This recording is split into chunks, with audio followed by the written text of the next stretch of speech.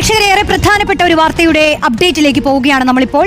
കോഴിക്കോട് സുന്നത്ത് കർമ്മത്തിനായി അനസ്തേഷ്യ നൽകിയ കുഞ്ഞു മരിച്ചതിൽ ബാലാവകാശ കമ്മീഷൻ കേസെടുത്തു. ജില്ലാ മെഡിക്കൽ ഓഫീസറോട് റിപ്പോർട്ട് ആവശ്യപ്പെട്ടു. 10 ദിവസത്തിനുള്ളിൽ റിപ്പോർട്ട് നൽകാനാണ് നിർദ്ദേശം. അഭിജിത്ത് മുഴക്കുന്ന് ചേരുന്നു വിശദാംശങ്ങളുമായി. അഭിജിത്ത്, അങ്ങനെ ബാലാവകാശ കമ്മീഷൻ കേസെടുത്തിരിക്കുന്നു അല്ലേ?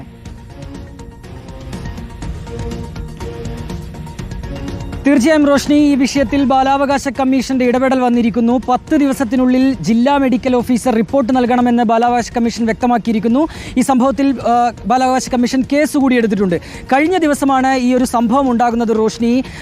സുന്നത്ത് കർമ്മത്തിനായി സ്വകാര്യ ക്ലിനിക്കിലേക്ക് പ്രവേശിപ്പിക്കപ്പെട്ട കുഞ്ഞ് അനസ്തേഷ്യ നൽകിയതിന് പിന്നാലെ മരണപ്പെടുകയായിരുന്നു. കുഞ്ഞിന് വയ്യാതായപ്പോൾ കോഴിക്കോട്ടെ ഒരു ആശുപത്രിയിലേക്ക് എത്തിക്കണമെന്ന് ക്ലിനിക്കിലെ ഡോക്ടേഴ്സ് പറയുന്നു. തുടർന്ന് കുഞ്ഞിനെ കോഴിക്കോട്ടുള്ള ഒരു സ്വകാര്യ ആശുപത്രിയിൽ എത്തിക്കുന്നു. അവിടെ വെച്ചാണ് കുഞ്ഞ് മരിച്ചു എന്നുള്ള കാര്യം ഡോക്ടേഴ്സ് സ്ഥിരീകരിക്കുന്നത്. ഏതായാലും നിലവിൽ ഇപ്പോൾ കാക്കൂർ പോലീസ് ഈ സംഭവത്തിൽ കേസെടുത്തിട്ടുണ്ട്. അത് അസ്വാഭാവിക മരണത്തിനാണ്. BNS 194 പ്രകാരമാണ് പോലീസ് കേസെടുത്തിട്ടുള്ളത്. കുഞ്ഞിൻ്റെ പോസ്റ്റ്മോർട്ടം നടപടികൾ പൂർത്തിയായിട്ടുണ്ട്.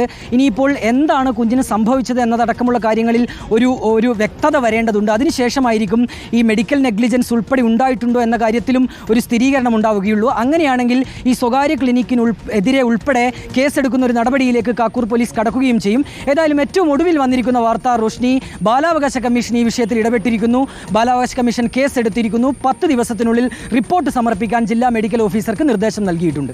ഓക്കെ, 2 മാസം പ്രായമായ ഒരു കുഞ്ഞിന്റെ മരണം സംഭവിച്ചിട്ടുള്ള ഒരു വാർത്തയാണ്. എന്തായാലും അതിലിപ്പോൾ ബാലാവകാശ കമ്മീഷൻ കേസെടുത്തിരിക്കുന്നു.